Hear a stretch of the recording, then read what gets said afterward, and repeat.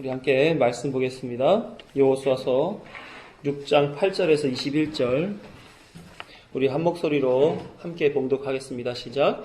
여호수아가 백성에게 이르기를 마침에 제사장 일곱은 양각 나팔 일곱을 잡고 여호와 앞에서 나아가며 나팔을 불고 여호와의 언약궤는 그 뒤를 따르며 그 무장한 자들은 나팔 부는 제사장들 앞에서 행진하며 후군은 궤의 뒤를 따르고 제사장들은 나팔을 불며 행진하더라.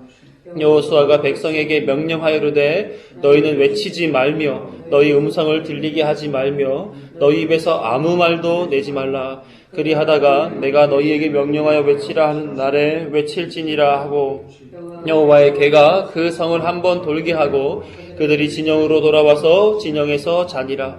또 여호수아가 아침에 일찍이 일어나니 제사장들이 여호와의 궤를 메고 제사장 일곱은 양각 나팔 일곱을 잡고 여호와의 궤 앞에서 계속 행진하며 나팔을 불고 무장한 자들은 그 앞에 행진하며 후군은 여호와의 궤 뒤를 따르고 제사장들은 나팔을 불며 행진하니라.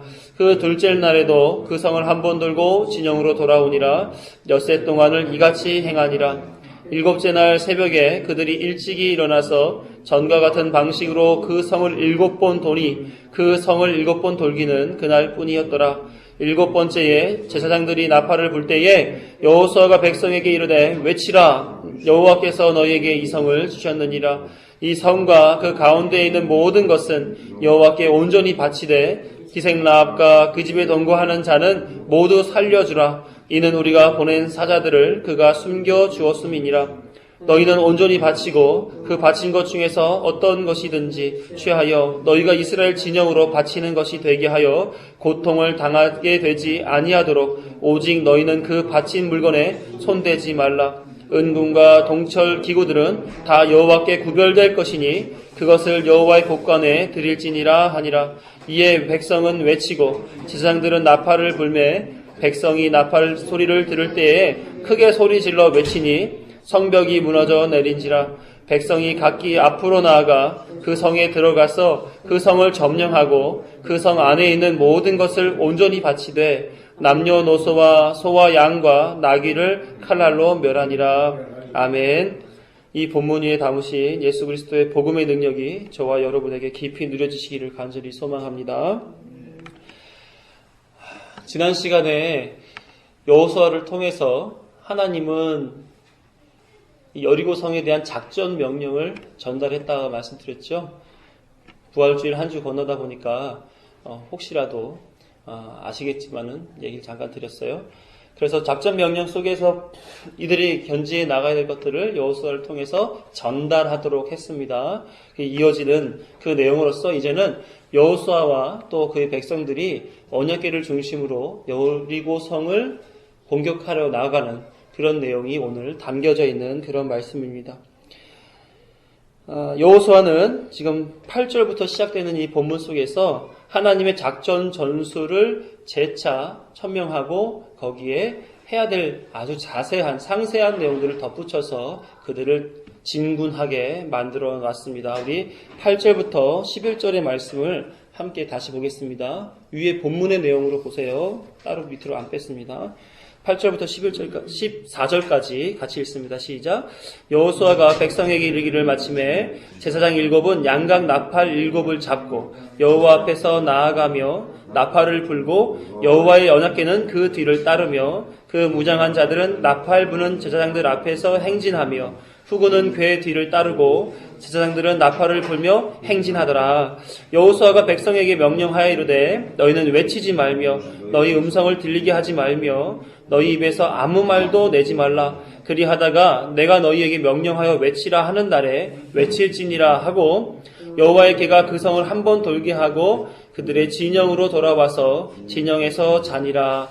또 여호수아가 아침에 일찍이 일어나서 제사장들이 여호와의 궤를 메고 제사장 일곱은 양각 나팔 일곱을 잡고 여호와의 궤 앞에서 계속 행진하며 나팔을 불고 무장한 자들은 그 앞에 행진하며 후군은 여호와의 궤 뒤를 따르고 제사장들은 나팔을 불며 행진하니라. 그 둘째 날에도 그 성을 한번 돌고 진영으로 돌아오니라. 엿새 동안을 이같이 행하니라.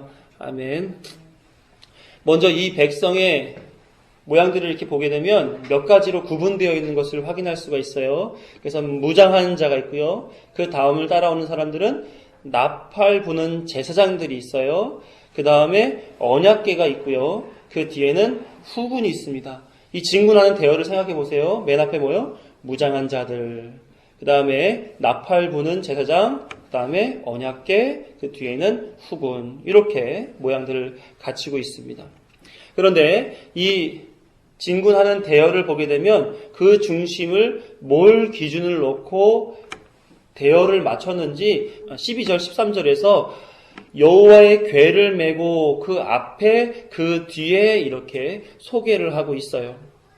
언약궤를 기준으로 앞에 서고 뒤에 서는 방법을 취하고 있다. 이렇게 설명하고 있다 하는 말씀입니다.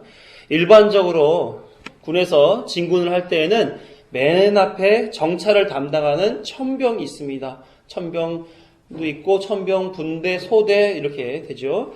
그 다음에 본대가 작전 수행을 잘 할 수 있도록 먼저 도착하여 준비해주는 선발대가 따라오고요. 그 다음에 가장 강력한 전투력을 가지고 본연의 임무를 수행하는 본대가 따라가고 뒤에는 후발대와 후미 천병대로 이렇게 구분하여서 진행하고 있어요. 그것은 무슨 말이냐면 군대가 나아갈 때는 본대를 중심으로 부대 편성이 이루어진다 하는 거예요. 왜요? 가장 강력한 힘이 본대에서 나오니까. 여호수아는 여리고 성으로 나아가는 그 진군에서 여호와의 언약궤를 중심으로 부대를 편성하고 있는 모습을 보여주고 있습니다. 이는 이 부대의 전투력은 어디서 나온다는 거예요? 가장 강력한 힘은 언약궤에서 나온다는 것을 보여주는 거죠. 이 언약궤는 어떠한 용도로 사용했던 겁니까? 성막에서 하나님의 임재를 나타내주는 그 상징물로서 언약궤가 사용된 거죠. 그래서 이 전쟁의 진군은 가장 강력한 전투력을 가진 언약궤를 중심으로 진행한다라고 봤을 때 이것은 예배를 상징하는 것입니다. 예배를 상징한다는 얘기는 예배는 하나님이 임재하시어서 백성들의 죄를 사하여 주시는 제사, 그래서 백성들이 백성답게 살아가도록 당신을 드러내고 당신의 능력을 주고 당신의 삶대로 살아가도록 이끌어 주시는 그 현장이 바로 제사였고 제사를 현대시대의 예배라고 얘기를 하는 것이 아닙니까? 그래서 이 이스라엘 백성이 진군하는 것은 마치 군사가 전투를 하려고 진군하는 것처럼 보이긴 하지만 상징적인 것은 예배를 보여주고 있는 것이다 하는 거예요. 다시 말해서 이 군대는 일반적인 총칼을 들고 공성전하는 거죠.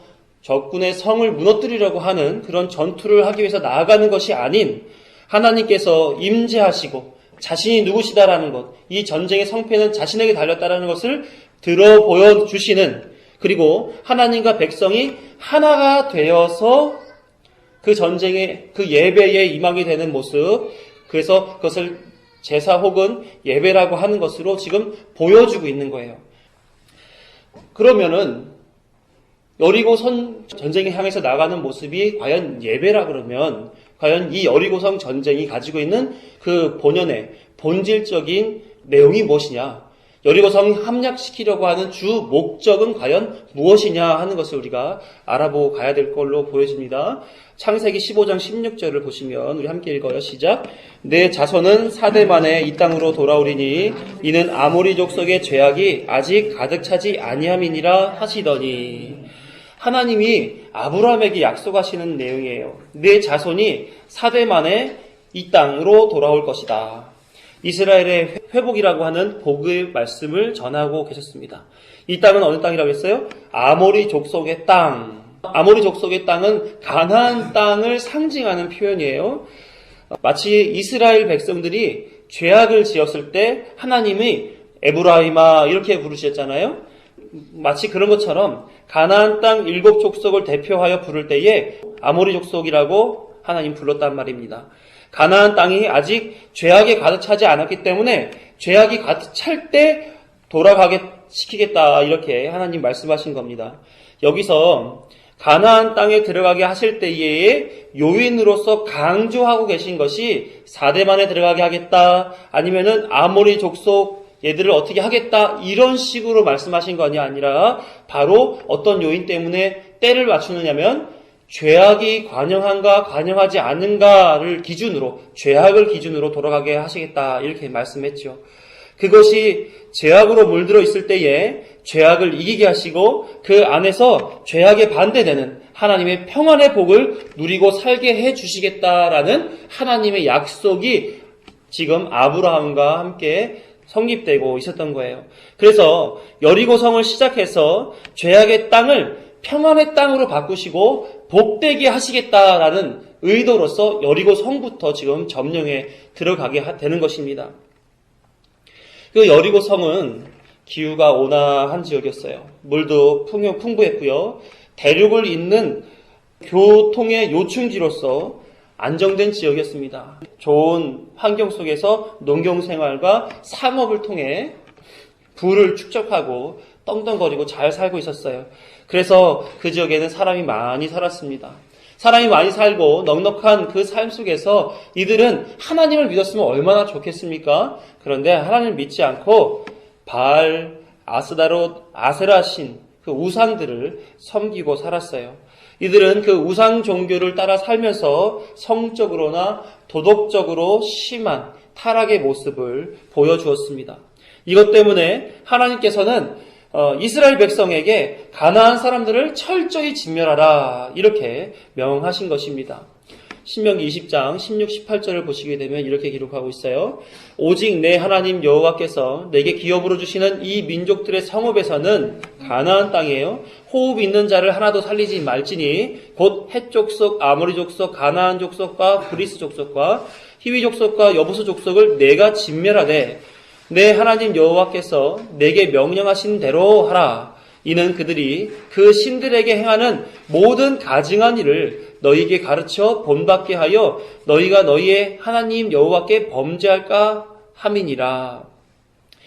가나안 땅으로 들어가게 하시는 하나님의 목적에서 이들의 죄악상, 이 우상 숭배라고 하는 것, 이런 것들을 가득할 때 그들을 멸절시키고 들어가라고 말씀하셨는데, 멸절의 이유는 바로 그들이 짓는 그 죄에 이 이스라엘 백성들도 물들을까 하는 것이죠. 그래서 출애굽기 15장 5, 6절을 보게 되면 하나님이 이스라엘 백성에게 대한 목적이 담겨져 있는데 이런 거예요. 세계가 다 내게 속하였나니 너희가 내 말을 잘 듣고 내 언약을 지키면 너희는 모든 민족 중에서 내 소유가 되겠고 너희가 내게 대하여 제사장 나라가 되며 거룩한 백성이 되리라. 너는 이 말을 이스라엘 자손에게 전할지니라. 하나님은 이스라엘 백성들에게 내 소유요 제사장 나라가 되고 거룩한 백성이 되게 하겠다라고 하는 작정을 하셨는데 가나안 땅에 있는 그 7 족속은 이미 우상 숭배로 더럽혀져 있는 죄악이 관영한 그런 형국을 나타내고 있단 말이에요. 하나님은 이 가나안 땅을 통해서 하나님의 뜻을 이루고자 하는데 그 땅이 지금 죄악으로 관영하다 보니 이스라엘 백성으로 말미암아 그 땅에 있는 족속들을 다 진멸시켜야 된다 하는 것을 얘기하는 거지요.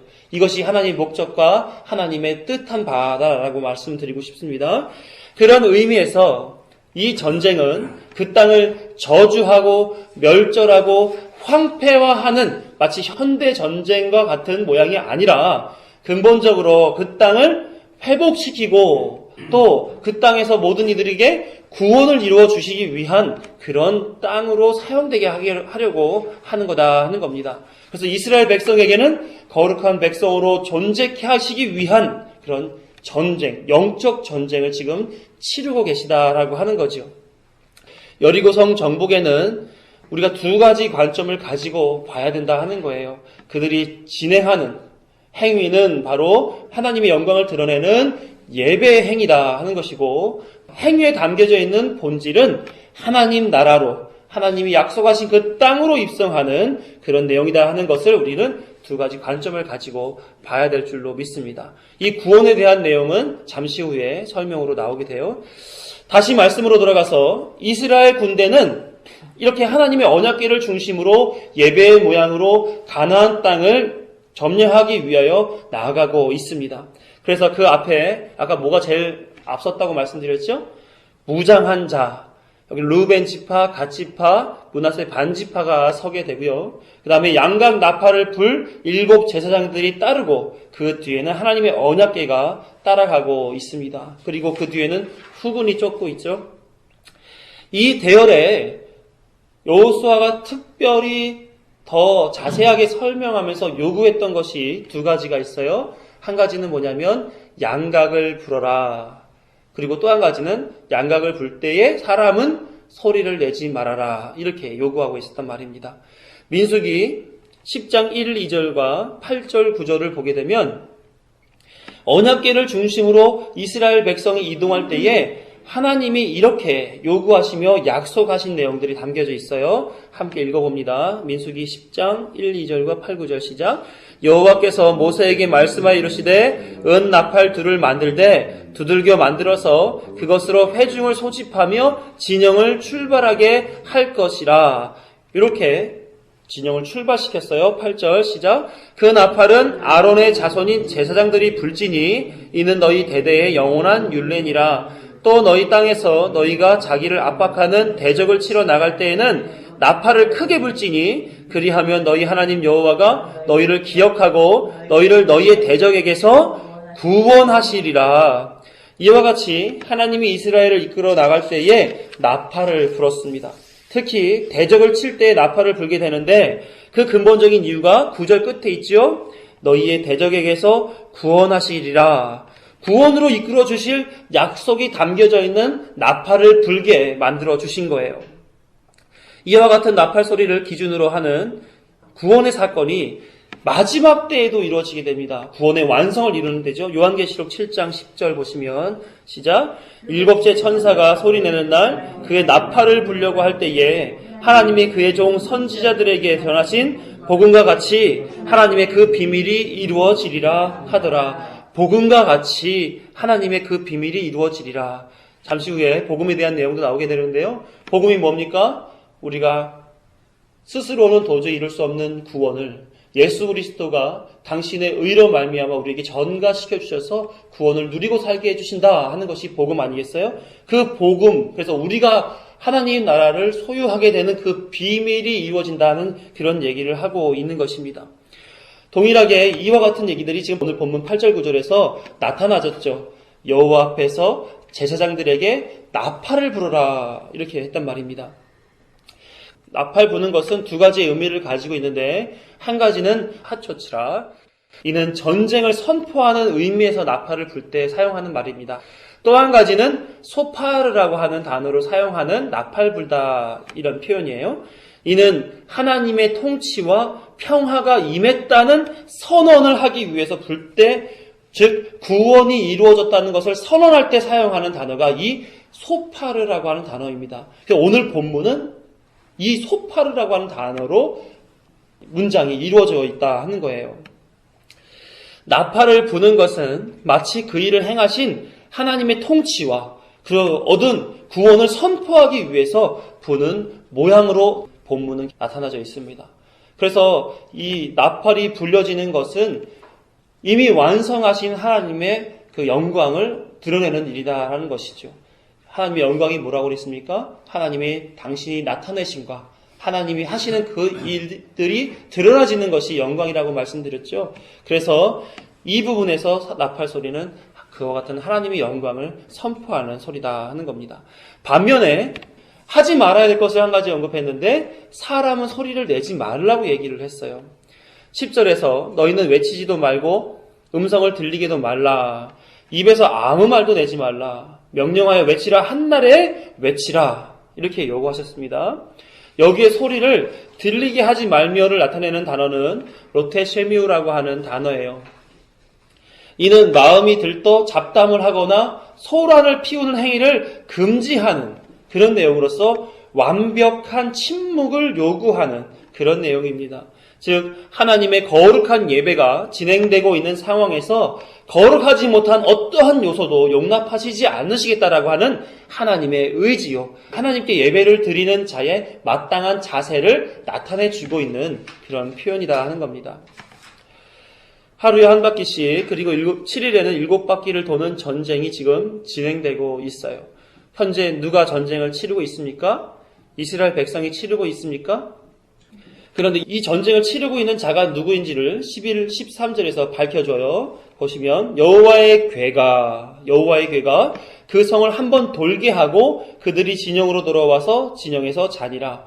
또 여호수아가 일찍이 일어나니 제사장들이 여호와의 괴를 메고 제사장 7은 양각 나팔 7을 잡고 여호와의 괴 앞에서 계속 행진하며 나팔을 불고 무장한 자들은 그 앞에서 행진하며 후군은 여호와의 괴 뒤를 따르고 제사장들은 나팔을 불며 행진하니라.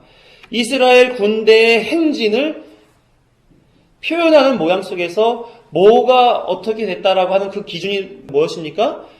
여호와의 괴가 움직이겠고 여호와의 괴를 중심으로 앞에 서고 뒤에 서는 모양을 계속해서 나타내주고 있어요. 그래서 이 여호와 군대의 진행을 예배라고 말씀드린 겁니다. 그 예배를 이끌어 가시는 분은 과연 누구입니까? 그래서 여호와의 괴 하나님이시다 하는 것을 나타내주고 있어요. 그래서 예배의 모든 것은 하나님이 하시는 겁니다. 이스라엘 전쟁이라고 하는 데에서의 예배도 하나님이 다 하심과 같이 우리가 실제로 드리고 있는 이 예배도 하나님이 다 하시는 거예요. 요한복음 4장 24절을 함께 보십시오. 읽어보면 하나님은 영이시니 예배하는 자가 영과 진리로 예배할지니라. 영과 진리라는 말씀은 우리 영혼을 다해서 진리를 담도록 생각을 집중해서 드리라고 하시는 말씀이 아닙니다. 보통 교회에서 보면 내 영을 다하고 내 안에 담겨져 있는 진리를 다해서 예배를 드리라 이런 식으로 설명하는 교회들이 많이 있습니다. 그런데 본문은 성령과 말씀으로 예배하라고 말씀하시는 거예요. 예배는 하나님이 하시는 일, 즉 하나님이 하시는 일을 성도에게 보여주는 시간이고 성도와 그 보여주심으로 인하여 연합하는 시간이 바로 예배 시간입니다. 그러므로 예배에 회방되는 사소한 것들이라고 주의되어야 되겠죠. 예배가 방해돼서는 안 되는 거 아니겠습니까? 그런 의미에서 로테 쉐미우 아무 말도 들리게 하지 말라라고 요구하시는 거예요. 그래서 우리 예배도 하나님만 영광 받으시길 원하는 그런 사모하는 예배가 되어야 됩니다. 그래서 하나님께서 영과 진리로 이 자리에 임재하셔서 우리를 감싸 안으시고 우리로 하여금 하나님의 말씀의 잔치에 함께하는 그런 기쁨을 누리게 해주는 것이 바로 예배다 하는 거고 우리는 그것을 누리러 이 자리에 나와야 되는 것입니다. 이 예배가 7일간 계속 진행되고 있습니다. 왜 7일이라는 기간 동안 여리고성을 도는 예배 짐군을 지금 하게 했을까요? 여기서 7이라는 완전수는 7일에만 쓰이지 않다는 것을 우리가 확인할 수 있어요. 또 다른 데서 쓰였죠. 7 제사장, 7 양각나팔, 제7일 7번. 이 7이라고 하는 어떤 완전수와 더불어 있는 것들은 하나님의 거룩한 사역을 나타내고 있는 상징적인 것들로 보여집니다. 뿐만 아니라 7이 포함되어 있는 상징적인 일들이 성경에는 곳곳에서 나타나지고 있는데 이 구원을 향한 그런 내용들을 함께 보자면은 하나님께서 천지 창조하시고 7일에는 안식을 하셨잖아요. 그렇죠? 그 안식을 죄 이전에 아담과 하와에게 주셨습니다. 그래서 그들에게 내가 누리는 안식을 누려라 라고 말씀하셨죠. 구원 사건, 하나님 나라에 대한 것들은 이 창조 시에 하나님이 공급하셨던 그 안식을 온전히 누리게끔 하는 그 일들입니다. 그래서 7일에 이루어졌던 그 안식을 백성들에게 주시기 위한 상징으로서 7을 사용하게 되었고 뿐만 아니라 노아의 때에 죄로 관영한 그 시대에 노아를 통해서 죄를 멸절시키고 새로운 생명의 길로 이끌어 가셨는데 그때에도 마찬가지로 비가 온다라는 얘기에 노아 식구들은 예수님으로 상징되는 방주에 들어가 있었단 말이에요. 그런데 방주에 들어가서 비가 올 때를 기다렸는데 비가 오지 않았습니다. 얼마 만에 왔을까요? 7일 후에 비가 오기 시작합니다. 그래서 7일 후에 홍수가 났다 이렇게 성경은 기록하고 있어요. 그러니까 7일 뒤에는 뭐가 이루어진 겁니까? 예수 그리스도 안에 있는 안식이 이루어졌다 하는 거예요. 또 뿐만 아니라 십자가상에서 예수 그리스도가 돌아가셨을 때에 십자가에서 7번에 걸쳐서 말씀을 해 주십니다. 그 중에 7번째 말이 맨 마지막 말, 다 이루었다. 안식으로 다 이루어진 그 일들, 구원을 완성하는 그 의미의 7 완전수의 그 내용들을 지금 7 제사장, 7 양각나팔, 제7일 7번 거기에 담아놓고 예배를 통해서 그 7일의 안식이 이 사람들에게 주어지게끔 하는 그 과정들을 지금 밟게 하셨다 하는 겁니다. 하나님의 완전한 구원, 완전한 평안으로 인도하시기 위해서 여리고성을 7일째 7번 돌게 하셨던 것입니다. 그런 안식이 완성될 7일째에 이와 같은 일들이 벌어져요. 15, 16절과 20, 21절을 함께 봅니다. 15, 16절 시작. 7째 날 새벽에 그들이 일찍이 일어나서 전과 같은 방식으로 그 성을 7번 도니 그 성을 7번 돌기는 그날뿐이었더라. 7번째에 제사장들이 나팔을 불 때 여호수아가 백성에게 이르되 외치라. 여호와께서 너희에게 이 성을 주셨느니라. 20, 21절도요. 이에 백성은 외치고 제사장들은 나팔을 불매 백성이 나팔 소리를 들을 때에 크게 소리질러 외치니 성벽이 무너져 내린지라. 백성이 각기 앞으로 나아가서 그 성에 들어가서 그 성을 점령하고 그 성 안에 있는 모든 것을 온전히 바치되 남녀노소와 소와 양과 나귀를 칼날로 멸하니라. 7번째 날에 7번을 돌며 제사장들이 나팔을 불 때 여호수아가 이르게 되죠. 외치라 하니까 이스라엘 백성들이 함성으로 소리 높여 외칩니다. 그러자 하나님이 말씀하신 그대로 여리고 그 성벽이 온전히 무너져 내리게 되죠. 모든 백성이 그 성에 들어가 성을 점령하고 모든 것을 온전히 바치되 멸할 것을 다 멸하게 되는 그런 상황이 지금 진행됐다 이렇게 표현하고 있습니다. 여기서 주목해야 할 바가 있는 것은 16절 여호와께서 너희에게 이 성을 주셨느니라 라는 말씀에 우리는 주의 있게 봐야 됩니다. 여리고 성은 당시 철옹성과 같은 위용을 자랑했어요. 성벽도 두껍고 높이도 9m나 되는 어마어마한 견고한 성이었습니다. 그것만 튼튼한 것이 아니라 좋은 기후와 많은 물, 교통, 무역 등등으로 어떻게 보게 되면 하나님의 도움을 필요로 하지 않을 만한 그런 훌륭한 성과 그런 어떤 상황이었다는 것을 우리가 알 수 있겠죠. 뿐만 아니라 여리고 성이 가지고 있는 많은 악한 풍습과 우상숭배로 인해서 하나님을 믿지 않은 죄악이 가득한 성으로서 여리고 성은 존재했단 말이에요. 그런데 하나님은 그렇게 죄가 많은 혹은 그 자신들이 가지고 있는 위험으로 만족하고 살 수 있는 그러한 상태의 여리고 성을 정죄하시고 이스라엘 백성의 손에 붙이신 그 작정대로 어떻게 됐어요? 성벽이 무너져 내린 것입니다. 여리고 성의 함락은 모든 죄악이 굴복되어졌다 하는 것을 암시하는 겁니다.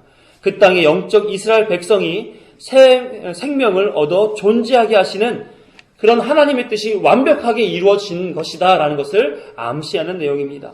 이 하나님의 뜻은 이스라엘 백성에게만 주어진 일이 아니라 영적으로 모든 하나님의 선택된 백성들이 과거 진노의 자녀로 불의한 백성으로 사망의 옷을 입고 살았던 신분에서 이제는 새롭게 생명을 얻어 존재하게 되는 사건으로서 만들어진 것이요. 그 사건은 예수 그리스도가 십자가에 못 박혀 죽으셔서 완성하신 그 사건을 연상시키는 그런 내용이다 하는 것입니다.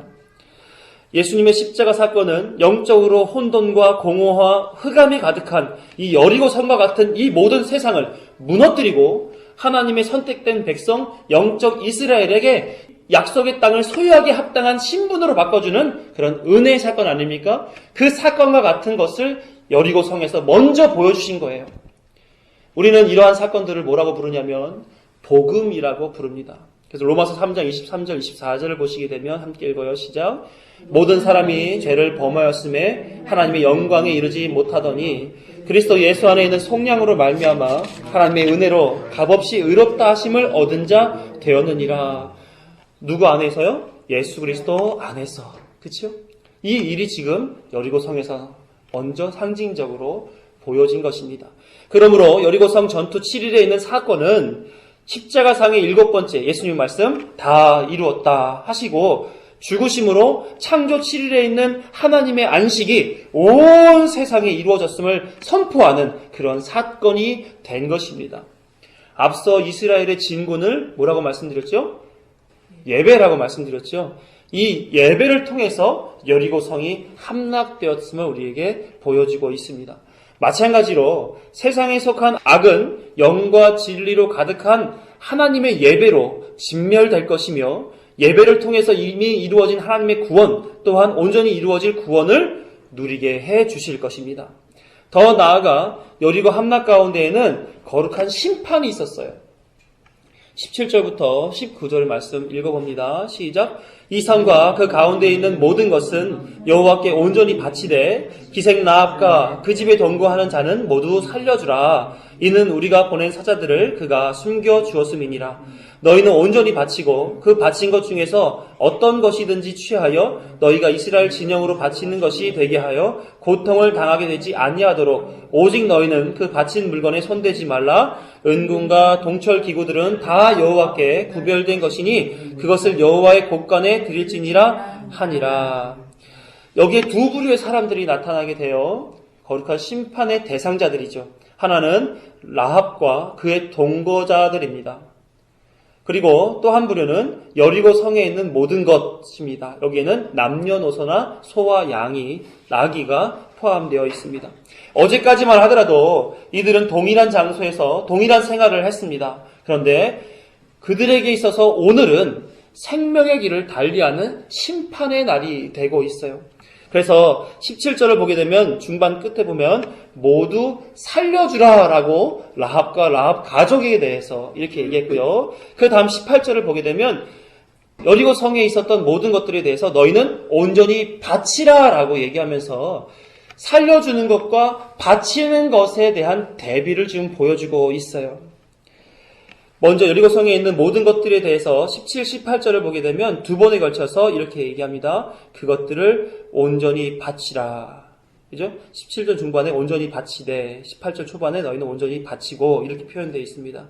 이 바치라고 하는 말은 히브리어 하람이라고 하는 표현이에요. 무슨 말이냐면 저주하다, 멸절시키다, 넘겨주다 이런 표현입니다. 하나님께 바친 것은 다시는 돌려받을 수 없을 만큼 멸절된다라는 표현을 나타내는 말이 바로 하람입니다. 이 하람을 하나님께 바치다라는 측면에서 두 가지로 이해할 수가 있어요. 한 가지는 봉헌의 의미입니다. 두 번째는 진멸의 의미가 있습니다. 레위기 27장 28, 29절을 우리말 성경으로 보게 되면 이렇게 기록되고 있어요. 그러나 사람이나 가축이나 유산으로 받든 받이든지 자기의 소유물들 가운데 여호와께 바쳐진 것은 그 어떤 것도 팔거나 물릴 수 없다. 바쳐진 것 모두 다 여호와의 영원한 소유다. 진멸의 대상으로 하나님께 완전히 바쳐진 사람은 물릴 수 없다. 그는 죽어야 한다. 하나님께 바쳐진 것은 누구의 소유라고 합니까? 하나님의 소유이므로 사람이든 가축이든 무르지 못한다라고 얘기하고, 특히 이렇게 전쟁에서 노략물로 포로로 잡혀있는 진멸의 대상들은 반드시 죽어야 한다라고 성경은 기록하고 있어요. 그러니까 여리고 성에 있었던 여리고 백성 족속들은 어떻게 됩니까? 이제 다 죽임을 당해야 되는 거죠. 그러므로 여리고 성의 노획물을 하나님께 온전히 바친다는 것은 하나도 남김없이 다 바쳐야 했다는 것입니다.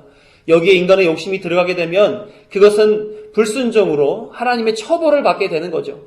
이후에 불순종에 대한 처벌을 아이성천투에서 우리가 아간을 통해서 확인하게 되죠. 그렇게 되는 것은 분명히 하나님께서 심판하실 그 일이라는 것을 나중에 보게 됩니다.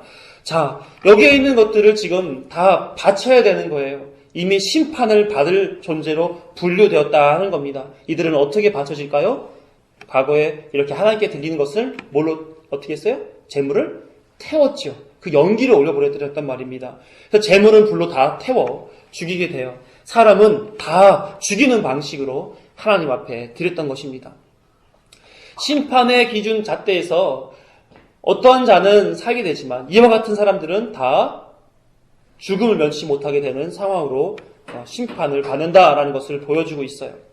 그런데 그 중에서 조금 다른 내용이 19절에서 나오게 되는데 은금과 동철 기구는 여호와의 곳간에 드리라고 기록되어 있습니다. 이것은 어떤 것들입니까? 태워도 타지 않는 것들이에요. 은금과 동철. 이것은 하나님이 어떻게 하신다 그래요? 여호와께 구별될 것이다 이렇게 얘기하죠. 그것은 코데시라고 하는 단어를 사용하는데 거룩하게 할 것이다 하는 표현이에요. 여호와의 곡간을 드리라고 하는 것은 출애굽기에서 나왔던 하나님이 모세에게 지으라고 했던 성막에 들어가는 것을 얘기합니다. 그래서 성막에 들어가는 각종 기구들의 이 은금과 동철을 사용했을 것이다 라고 매튜 헨리라고 하는 신학자는 추정하기도 하고 있어요. 어쨌든지 여리고 성에서 노획물로 생긴 것들은 다 하나님께 태우거나 죽여서 바쳐져야만 했던 것입니다. 그들이 죽을 수밖에 없었던 것은 바로 죄악에 젖어 있었기 때문에 그렇다는 거죠. 들려오는 하나님과 이스라엘 백성에 대한 소문을 무시하고 그 땅의 우상을 더 잘 섬기고 자신에게 있는 것들로 만족하고 자신을 위해 삶을 살면서 계속해서 그 사망의 자리에 있었기 때문에 이들은 심판받을 수밖에 없는 것이죠. 그러나 심판을 받되 생명으로 인도함 받은 자가 있어요. 바로 라합과 그들의 가족입니다. 라합이 여리고 성이라는 사망의 상황이 있었을 때에 먼저 하나님은 그녀에게 다가가셨습니다. 그리고 하나님과 이스라엘의 소식을 그녀의 귀에 들게 했고 알게 했으며 그 마음을 움직여서 여리고성 전투 즉 하나님의 거룩한 예배에 참여하게끔 그녀를 사용하셨다 하는 거예요. 하나님의 뜻은 전쟁에서 그녀와 그녀 가족들을 하나님은 절대 잊으시지 아니하시고 여호수아를 통해 라합과 그녀의 동거자들을 살려주는 그런 뜻을 가지고 계셨다 하고 말씀하십니다. 그래서 어떻게 사용하셨어요? 그들에게 보내주신 정탐꾼 둘을 인도해주는 역할을 그녀에게 맡기고 그녀와 함께 살림으로 인도받는 약속을 하게 하시고 그 약속을 지키는 방식으로 라합을 살려주셨단 말이에요. 이것은 생명으로 인도하시는 하나님의 손길이다 이렇게 우리가 볼 수 있겠죠.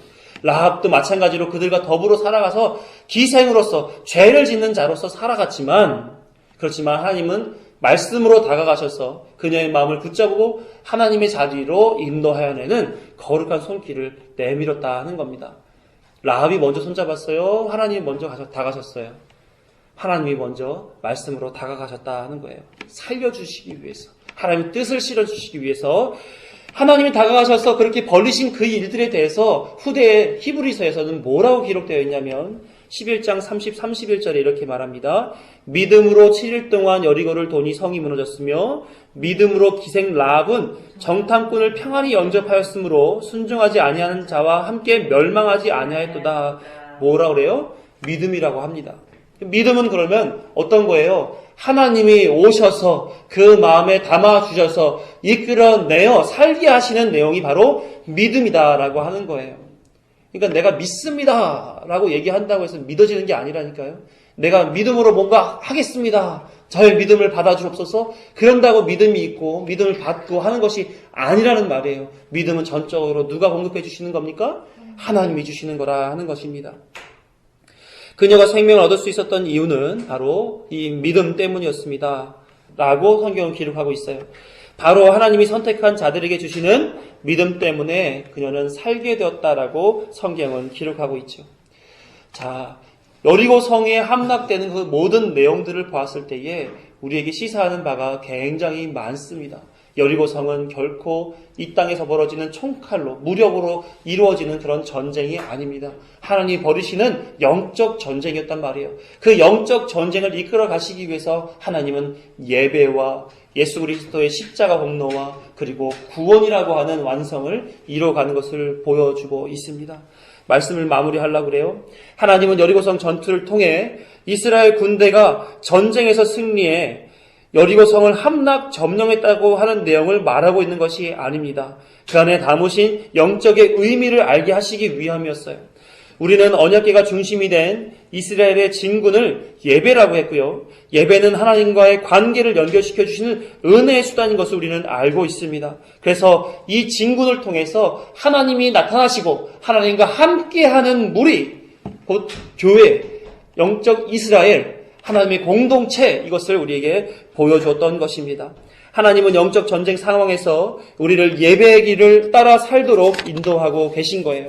그래서 우리에게는 예배를 드리는 자의 모습, 영과 진리를 예배할지니라와 같이 성령의 충만하심과 진리의 말씀에 순종하며 살아가는 그런 예배하는 삶을 사는 것이 영적 이스라엘 백성의 삶이라는 것을 보게 해 주셨단 말입니다. 그리고 예배를 하는 삶은 내가 생명으로 인도한다고 하는 것을 알게 해주는 그런 삶이 되는 거죠. 그러기 위해 우리는 하나님 앞에 바짝 엎드려 그분 뜻 앞에서 로테 쉐마우, 완전한 침묵을 하여서 우리가 사는 모든 삶 가운데에 하나님의 평안과 안식이 선포되고 구원이 선포되는 그 양각 나팔 소리만 울려 퍼지는 그런 하나님의 영광만을 드러내는 그런 삶을 우리 보고 살라고 말씀하시고 계신 거예요. 그래서 진정한 평안의 때 그 7일에 벌어진 그 승리를 우리 보고 누리게 하시기 위한 그 일들을 벌이고 계신 것입니다. 그 가운데에는 예수 그리스도의 십자가가 우뚝 솟아 있습니다. 나팔 소리와 백성의 외침을 통해 여리고 성이 무너진 것 같이 그리스도의 십자가가 아니면 어쩌면 여리고 성에서 죄를 즐거워하며 살았거나 여리고 성의 모든 노획물처럼 죄물되었을 우리를, 나를 예수 그리스도의 십자가 구원해 주셨다라고 하는 겁니다. 하나님의 구원은 라합에게 다가가신 것 같이 우리에게도, 아무 공로 없는 우리에게도 다가오셔서 믿음을 담아주시고 예수 그리스도의 그 십자가의 공로, 십자가의 그 의를 전가받게 하여 주셔서 우리로 하여금 사망에서 살지 않고 생명 가운데로 살게 인도하여 주실 것입니다. 그럼 우리는 어떤 것으로 살아야 될까요? 하나님 앞에 예배의 모습, 예배의 삶의 모습, 순종의 모습, 이런 모습으로 하나님 앞에 나아가 살아야 될 줄로 믿습니다. 그럼 우리의 사망의 상태에서 생명의 상태로 심판의 구분을 지어 주실 것입니다. 사랑하는 성도 여러분, 여리고 성을 무너뜨린 하나님의 능력, 십자가의 사랑이 저와 여러분에게 있는 줄로 믿습니다. 그 능력이 여리고의 헛된 아성에서 우리를 구원해 주실 것입니다. 하나님이 우리로 예배의 삶, 그리고 순종의 삶으로 인도하시고 구원에 이르게 하시는 원리를 우리에게 보여주었습니다. 우리는 그 뜻대로 순종하고 살아가면 될 줄로 믿어요. 구원자 되시는 하나님을 늘 기억하며 감사하며 사는 저와 여러분 되시기를 간절히 축원합니다. 기도하시겠습니다.